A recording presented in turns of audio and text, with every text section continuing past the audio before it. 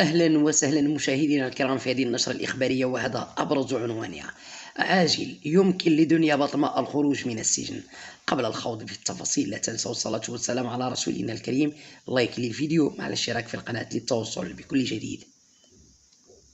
هناك إمكانية لتجنب الفنانة المغربية دنيا بطمة تنفيذ العقوبة في حقها، وذلك من خلال مسطرة قانونية نص عليها المشرع المغربي، حيث أن هناك طرق طعن غير عادية. وفي هذا الصدد يمكن للفنانة أن تقدم الطعن بإعادة النظر أو التقدم بطلب المراجعة بوقف تنفيذ العقوبة، وبالتالي يمكن للفنانة أن تتجه إلى هذه المسطرة القانونية لتجنب العقوبة السجنية.